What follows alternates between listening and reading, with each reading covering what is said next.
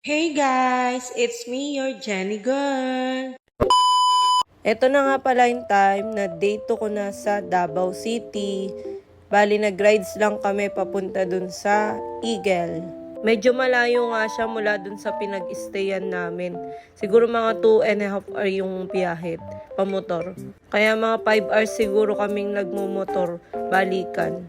Maaga kami umalis ng bahay, siguro mga 6 a.m.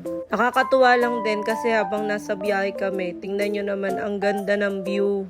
Ang ganda at ang luwag ng kalsada. No wonder maraming nagra-rides dito katulad nila Idol at mga Ibo All-Star. Parang marilaki lang, kaya lang dito mas unti yung tao. Tapos may nadaanan kami na para kang nasa Baguio. Sobrang lamig, tapos may mga nagtitinda pa ng mga strawberry. Flex ko nga lang pala yung suot kong Boss Babe jersey. Ito yung binigay sa akin ni Boss Babe as remembrance nung first meet namin. Nung nagpunta ako sa Viajeros Moto Gears.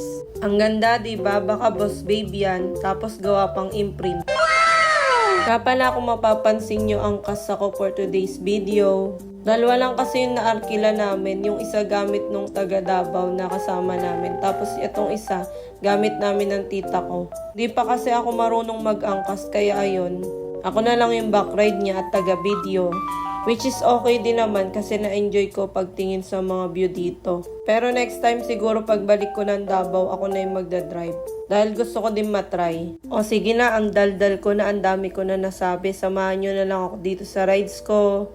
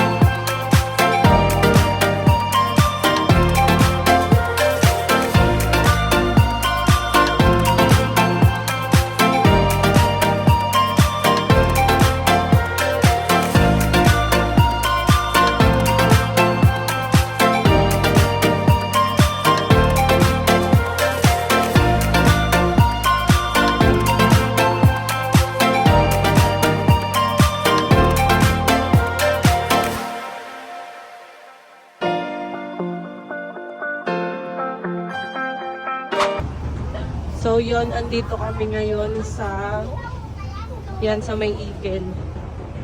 Welcome to Davao City, Barangay Baganihan. Sikat to kasi nakikita ko nila Idol. Tapos meron dito mga bilihan ng kung anong pasalubong. Tapos may mga nagtitin na strawberry. Tapos mga souvenir. Along the way, highway lang to, madadaanan. Yeah. Yun lang naman. Maraming salamat sa panonood.